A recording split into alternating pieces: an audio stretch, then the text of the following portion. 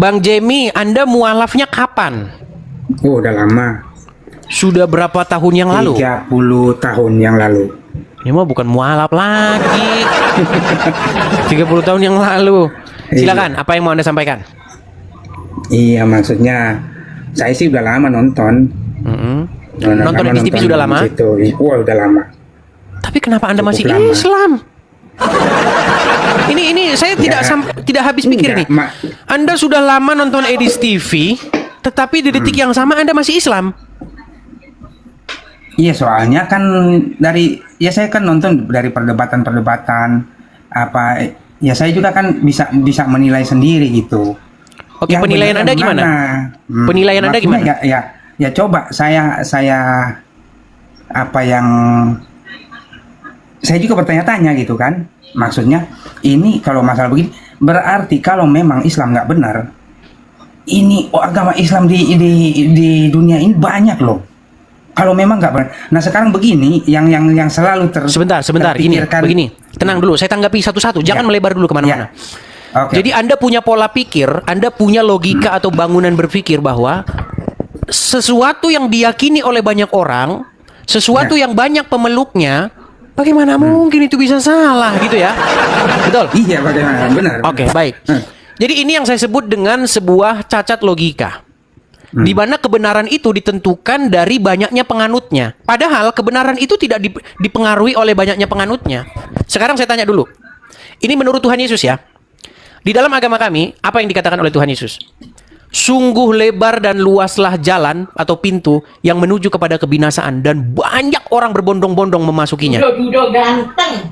Sementara jalan yang menuju kepada hidup, pintu yang menuju kepada hidup, itu sesak dan sempit, dan sedikit orang yang masuk ke dalamnya. Nah, kalau kita belajar agama Islam, Muhammad pernah berkata begini, bahwa umatku akan terpecah menjadi 73 golongan.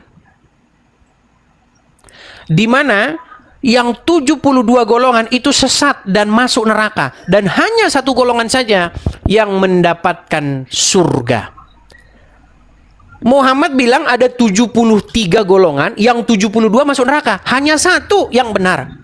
Berarti banyakan yang tidak benar nggak? Ya benar. Iya. Terus Soalnya bagaimana Anda berpikir yang banyak itu yang benar?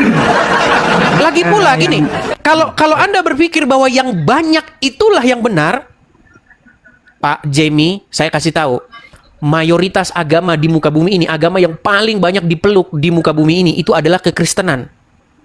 Ya benar sih. Berarti menurut logika Anda justru Kristen yang benar. Kenapa Anda mualaf? Bukan masuk yang paling banyak. Tapi kalau mau dihitung juga kan dia urutan kedua. Oke, setelah Kristen, Islam paling banyak pemeluknya nomor 2. Terus yang menjadi problem Anda? Ya begini, situ kan dulu dari Islam kan. Kapan saya pernah ngomong dari Islam ini loh? Bukan. Saya tidak pernah mengatakan bahwa saya itu dari Islam. Sejak kapan saya mengaku begitu? Kalau ada pengakuan saya begitu, saya lompat dari Monas. Bukan. Maksudnya begini kan, pernah saya ikutin juga siaran Edis waktu itu kan bilang 13 tahun. Maksudnya itu belajar ya, bukan. Ya, saya 13 Cuma tahun mempelajari. mengkaji atau mendalami agama Islam. Bahkan sampai detik ini, saya masih mengkaji mendalami agama Islam. Yang saya dapati, Islam itu sudah pasti salah. Karena saya belajar agama Islam. Tapi selama 30, sekarang begini ya, 90 tahun 95. Kalau nggak salah, berarti udah sekitar 30 tahun. Ya. Ya, 95 kan masuk, Ya, berarti 30 tahun, 30 tahun lah. Itu bukan waktu yang pendek. Nah, selama saya masuk gitu, kan semua orang yang saya ketemu tidak ada yang seperti yang selalu dibahas di situ masalah Islam begini, Islam memang itu oknum. Kalau dilihat-lihat mah oknum, tapi selama ini kalau istri saya kan orang Lampung juga, kalau saya Manado. Nah, istri Lampung. Nah, kalau saya pulang ke kampung itu nggak ada agama yang diajarkan begitu di sana. Semua baik. Karena disembunyikan, Pak Jenny. Begini, udah berapa lama nonton Edis TV? Oh, udah lama, cukup lama. Oke, ketika saya Dari zaman mengatakan Facebook loh, dari zaman Facebook, saya sering like apa semua ada. Oke, baik. Akun saya Facebook sama akun saya ini sama. Oke, yang di Sebenarnya Facebook saya senang semua juga. semua Edis TV yang di Facebook itu bukan punya saya. Itu pengelolanya orang Iya, lain. tahu. Nah, Tahu. begini. Ketahuan mana yang asli, mana yang Nggak ada yang asli itu. Semuanya bukan ada punya saya satupun. Saya belum bikin Facebook Edis TV. Besok saya akan buat. Tapi itu pun saya tetap mendukung. Saya tetap mendukung apa yang dilakukan oleh mereka karena mereka menyebarkan konten-konten saya. Saya mendukung Iya, itu. cuma maksudnya Yang tidak saya dukung cuman mereka hanya mengedit-edit foto saya, dibuat foto AI begitu. Begini. Iya benar. Begini. Ketika Anda nonton saya membahas agama Islam, mengangkat satu isu-isu di dalam agama Islam yang Anda katakan Anda tidak pernah dengar itu selama Anda jadi Islam 30 tahun. Iya, benar. Apakah itu adalah sebuah fitnah? Enggak juga sih, itu bukan fitnah karena situ selalu ada dalilnya gitu. Jadi Nah. memang ya itu bukan Nah, fitnah. yang menjadi pertanyaan saya ketika itu saya ungkapkan, saya sungguh heran kenapa Pak Jemi masih Islam. Sedangkan banyak orang-orang Islam yang setelah mendengar itu, mereka sudah meninggalkan agama Islam. Justru itu saya belum ketemu alasan yang tepat. Alasan yang tepat selama ini, makanya saya rajin nonton karena saya pengen dengar gitu alasan yang lebih tepat gitu. Maksud Anda bagaimana? Bagaimana alasannya supaya Anda meninggalkan agama Islam? Coba. Nah itu ya, soalnya yang saya berpikir begini kan, manusia pertama itu Adam dan Hawa, iya kan? Oke, terus? Nah, enggak, maksudnya yakin nggak itu memang manusia pertama yang diciptakan itu Adam dan Hawa? Ya, terus? Nah, awalnya diciptakan itu kan belum beragama, bener nggak? Agama itu apa dulu? Pengertian agama itu apa dulu? Iya, maksudnya penganut kayak ada Islam, ada Kristen kan belum ada zamannya itu. Gini, makanya ya, Ya, di dalam ya. Al-Quran, gini, Ya. di dalam Al-Quran, kata yang diterjemahkan menjadi agama itu din. Dan din itu sebenarnya asal usulnya bukan bahasa Arab. Din itu artinya jalan. Nah, kalau misalnya kita merujuk kepada pengertian yang sesungguhnya, Adam, manusia pertama, itu mereka sudah diberikan jalan. Namanya jalan Tuhan. Apa jalan Tuhan itu? Yaitu yang diajarkan oleh Tuhan kepada Adam. Supaya kamu begini dan begitu. Itu jalan namanya. Jalan Tuhan. Din dari Tuhan. Kalau bahasa Islamnya, dinullah. Jalan yang diberikan oleh Allah. Sekalipun nanti saya akan simpulkan bahwa Allah itu adalah sesembahan para penyembah berhala di Arab sana. Begitu. Nah, sekarang lanjutkan dengan pertanyaan yang tadi maksudnya. Sekarang mau Islam, mau agama apapun itulah ya. Saya nggak mau ngomong secara itu soalnya takutnya ada yang jemput lagi depan.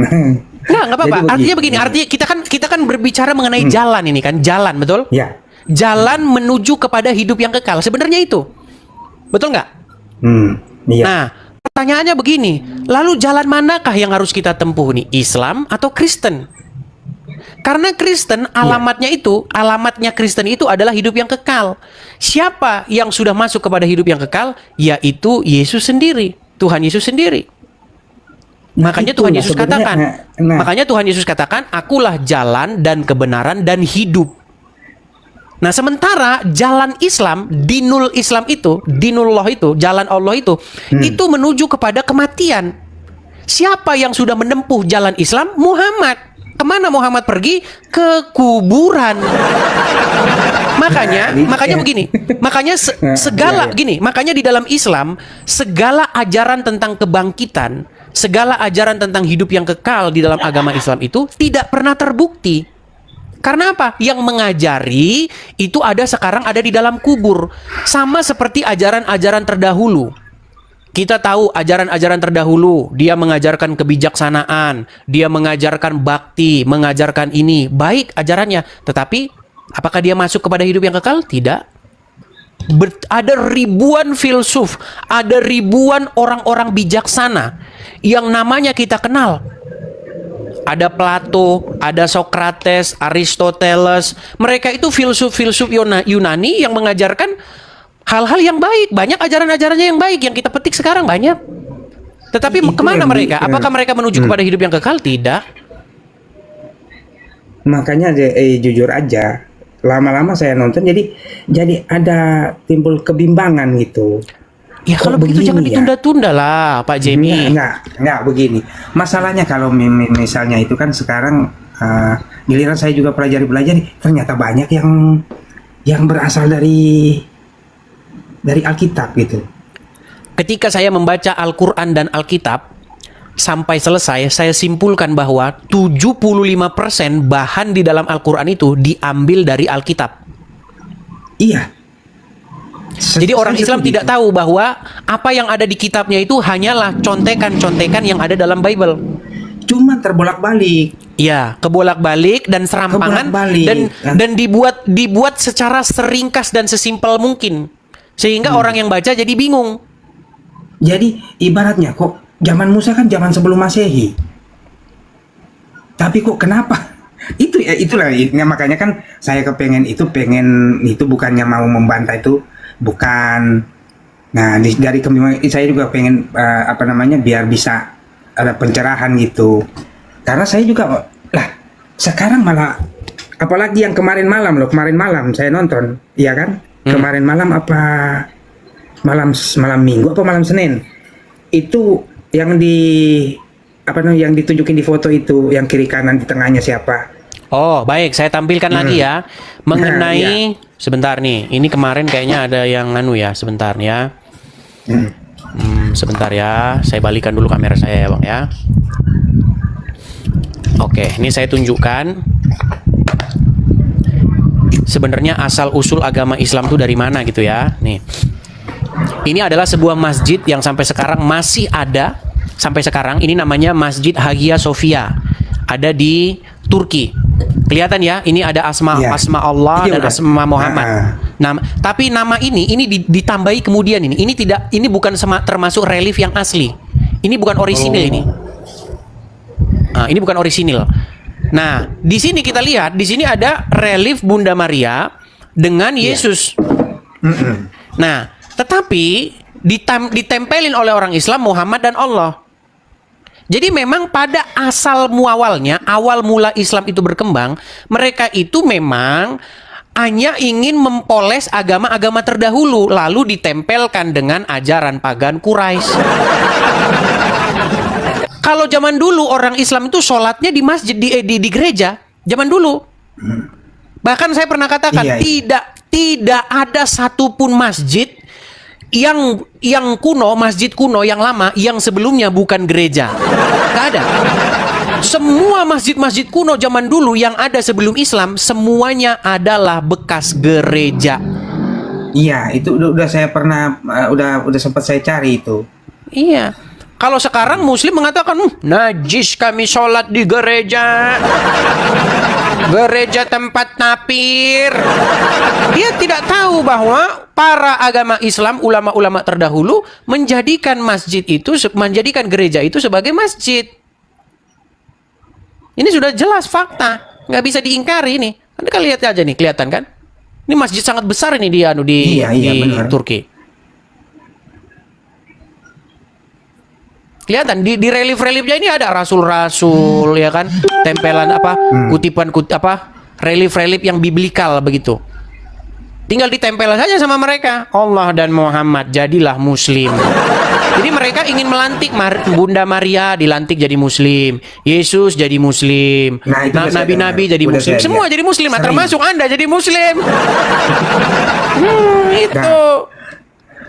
Itulah jadi itu yang bikin ragu gitu. Tapi kok saya belum pernah kalau di ajaran-ajaran di tempat itu nggak ada yang begitu loh. Iya, karena mereka takut membawakan isu-isu ini, Bang Jamie. Kalau mereka membawakan isu-isu yang seperti ini, takutnya nanti jamaah habis. Kalau jamaah habis gimana nanti yang Juma dan kawan-kawan? Nah, itu juga. Nah, ini juga yang jadi itu ya, saya juga walaupun itu kan yang saya sesali kemarin juga yang waktu sama si Rudi. Ngapain kata saya kok bikin yang masalah si Rudi tadi barusan anak Batak tuh telepon lagi. Ini informasi ya teman-teman ya, karena Pak Jamie mengingatkan kita gini. Saya itu tidak pernah ada masalah dengan Rudi sebelum anak Batak itu telepon saya. Jadi waktu saya sedang live begini, waktu saya sedang siaran begini, menelponlah Rudi Simamora atau anak Batak. Dia bilang sama saya, "Lae, tolonglah dulu ini kasus saya ini, saya mau banding, mau ini, mau itu." Baru saya teringat, loh. Kan udah diurusin sama Rudi sang debater. Kan udah diurusin sama Rudi Yohanes. Terus dia bilang, nggak ada, saya diurusin, nggak ada seperak pun sama saya. Iya. Gara-gara video yang sesingkat dan sesimpel itu, akhirnya Rudi Yohanes mulai mencak-mencak. Di sini ngomong katanya Rudi Simamora tidak saya bantu seperak pun. Nah, akhirnya jadi panjang sampai sekarang. Disangka si Rudi, saya ingin menjelek-jelekkan namanya. Disangka Rudi Yohanes, padahal saya hanya menerima pesan dari Rudi Simamora. Sama-sama Rudi nama mereka. Iya, sama-sama Rudi. Saya juga ikutin mereka semua. Suka ikutin mereka, suka nonton. Lalu sekarang akhirnya orang jadi pada tahu ternyata benar kata anak Batak bahwa anak Batak atau Rudi Simamora tidak diurus sama Rudi Yohanes. Bukan nggak diurus ya, artinya tidak sungguh-sungguh diurus. Iya. Begitu. Artinya uang yang digalang untuk anak Batak sama Rudi Yohanes hanya dihambur-hamburkan untuk hal yang tidak berguna. Buktinya apa? Buktinya nggak ada ngaruhnya apa-apa sama anak Batak. Malah sekarang anak Batak, dia sekarang pusing katanya ngurusin bau membayar subsidiar. Dia tadi ini sama saya, silakan teman-teman hubungin dia sendiri, anak Batak sendiri, karena saya nggak mau jadi perantara. Kalau kalian mau support anak Batak, langsung ke dia. Saya nggak mau kayak Rudi Yohanes melalui perantaraan saya. Nggak mau. Masa duitnya anak Batak kok harus ngalir ke saya dulu? Ngapain? Langsung saja ke dia. Dia kan ada nomor rekeningnya di situ. Iya. Gitu. Jadi nggak ada lagi yang orang pun berpandangan negatif. Saya nggak mau seperti itu. Nah, kalau Rudi Yohanes dengan perantaraan dia, begitu. Akhirnya konon katanya duitnya disalahgunakan oleh dia. Katanya terkumpul dana 78 juta untuk ngurusin anak Batak, untuk ngurusin kasusnya, tetapi ternyata tidak diurusin sama Rudi Yohanes. Kan hanya sesimpel itu. Nggak ada masalah yang begitu ini. Hanya itu masalahnya, simple. Padahal sudah saya bilang, udah kalau begitu Rudi Yohanes, udah kembalikan saja itu duit yang 98 juta yang memang untuk anak Batak itu, udah kasih aja sama dia, beres, udah. Tetapi sama dia langsung, itu saya pakai buat ganti ban. Kan itu cerita dia kan? Buat ganti ban katanya. Aturan kan memang harus itu. Harusnya kita itu kan kompak dan bersatu. Tetapi begini Pak Jemi.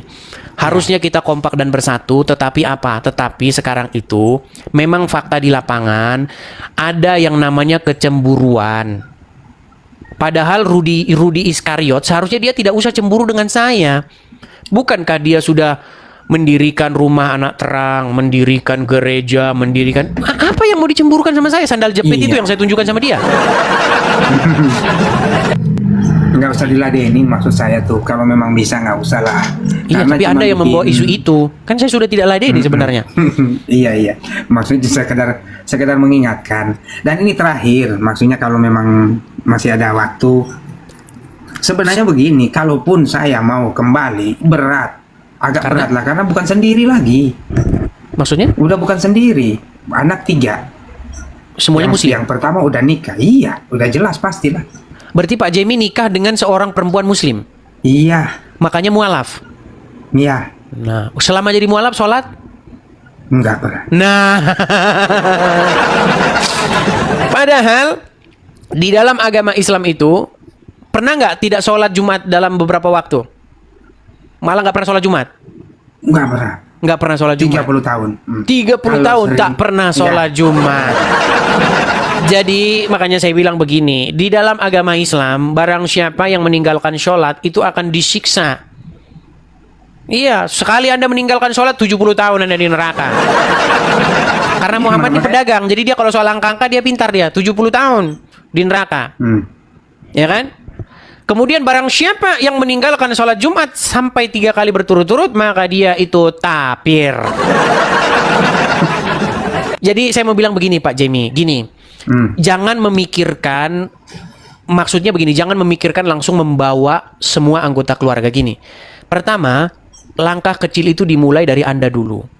Ketika Anda sudah mengambil satu langkah yang benar sesuai dengan firman Tuhan, pasti kurang banyaknya, sedikit banyaknya itu pasti nanti Anda akan mempengaruhi istri dan anak-anak. Satu hal saja coba. Ketika Anda nonton channel saya ini, saya bongkar mengenai tingkah laku Muhammad. Bagaimana satu hal yang terkenal kemarin itu, bagaimana Muhammad menyuruh wanita yang sudah punya suami menyusui pria lain yang sudah dewasa. Oh, itu udah lama itu, lama itu saya coba dengar. itu bawakan kepada anak dan istri. Bagaimana orang seperti Nggak ini mau. kita ikuti? Udah pernah saya itu nggak mau. Apa respon mereka? Didengar aja nggak mau. Boro-boro itu. Mereka menutup Sampai- pintu hatinya kan? Iya. Oke, ketika mereka menutup pintu hatinya itu, mereka memang tidak mau dengar, atau mereka itu tahu bahwa itu ada, atau bagaimana? Yang jadi bingung malah begini loh. Kalau saya bahas masalah itu, aduh gimana ya Ci? Oke, saya tahu. Susah sih. Baik, karena ini Anda di depan publik, mungkin nanti Iya istri benar anak juga. nonton begitu ya. Saya maksudkan Istri begini. saya dengar tuh. Istri saya Istri di dalam dengar. tuh. Ya nggak apa-apa. Artinya begini. Jangan sampai Anda menggunakan kekerasan atau paksaan-paksaan. Loh, itu memang nggak bisa lah, Iya. nggak pernah. Kebenaran itu pasti akan mencari jalannya sendiri. Nanti ketika istri Anda ataupun anak-anak terbuka pikirannya, ya, Muhammad ini kita jadikan suri tauladan, panutan kita. Tapi kenapa kok dia begini? Nyuruh orang yang beristri menyusui laki-laki lain. Ini bagaimana ini Nabi kita ini? Iya, Bukankah? itulah yang bikin bingung. Iya. Ada, maksudnya sekarang yang setahu saya dari dulu dia Baik, suri tauladan. Iya, ada yang mulia, begitu. Sampai akhlaknya terpuji gitu kan? Sampai saya nggak ada di itu, saya saya baca sering itu, saya sering oh terdapat di mana tulis kan, saya cari benar ada. Ya. Itu ya makanya saya begini, juga makanya terlalu- pesan inti daripada Edis TV itu hanya satu. Karena Edis TV ini memang fokusnya itu adalah orang-orang Islam, maka pesan inti saya itu adalah begini. Ambil Muhammad yang memerintah di hatimu, pensiunkan dia, ganti dengan Yesus. Supaya yang memerintah di hatimu, yang menjadi raja di hatimu, yang menguasai hidupmu bukan lagi Muhammad, tetapi Yesus. tapi begini loh, ini jujur aja, mungkin yang nonton sini mungkin nggak percaya juga. Saya ini asal bodoh. Istri saya Lampung. Kalau saya percaya, Anda tidak mungkinlah bohong di hadapan 13.000 orang begini. Masaan, pasti Anda tetangga-tetangga juga percaya. Iya. Nah, tapi selama ini mungkin orang juga 99% pasti percaya. Karena walaupun udah itu nggak mungkin lah kita. Maksudnya ya mungkin situ tahu lah. Iya, saya ngerti Kalau Pak sampai Jamie. nggak mungkin. Intinya pesan saya Pak Jamie supaya yang memerintah di dalam keluarga, yang menjadi raja di dalam keluarga jangan lagi Muhammad. Karena ketika Muhammad Anda biarkan terus memerintah di dalam keluarga Anda, satu keluarga nanti Anda akan pergi ke Arab. Di sana nanti kalian akan menciumi sebongkah batu. Nah, tuh itu nonton kan? Nonton denger suara headset. Oke, iya. Orang Halo Lampung. Bu. Iya. Iya, orang Lampung kan juga. Lampung, ulun. Nah. Maksudnya mulai Lampung kah atau bagaimana? Mulai Lampung atau bukan? Matiin dulu ini apa? Ambil itu biar nggak pakai headset biar Mulai itu maksudnya seorang wanita, gadis Lampung begitu. Atau karena di Lampung ini banyak suku. Begitu. Segala macam suku ada. Ketinggalan apa saya biar udah. Oh ini. Nah, kok suruh nonton itu. Mana sih? Halo. Ya, mulai Lampung kah, Bu? Mulai Lampung atau bukan? Dekat sini kak.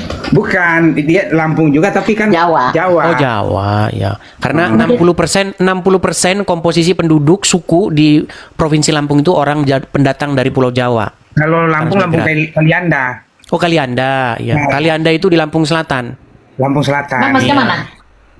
Ah, nanti datang-datang rumah saya kita. Jangan tanya rumah kalau ini. Ini Iya. tanya rumah, nggak boleh. Kali Anda itu banyak pantai di sana, pantai bagus-bagus. Ya, Iya. sering kalau Lebaran pulang. Iya, kalau Cuman- malam tahun baru biasanya orang-orang pada ke Kalianda main ke Pasir Putih sana. Iya, atau Lebaran Iya. sering. Jadi saya juga ini ada istri saya 30 tahun menikah, belum pernah sholat id. Belum pernah sholat Aid. Iya. Jadi saya Kalau saya menyampaikan begini, kalau saya yang menyampaikan nanti Pak Jamie, nanti Ya. akhirnya malah terjadi sebuah debat yang gak karu-karuan. Tapi kalau yang menyampaikan itu adalah sang suami tercinta, itu pasti lebih didengar. Makanya tugas saya menyampaikan kepada Anda, tugas Anda menyampaikan kepada keluarga, begitu. ya, oke. Oke, terima kasih Pak Jamie. Ya, Semoga terima kasih. Anda segera mendapatkan kebenaran dan kembali kepada Tuhan Yesus.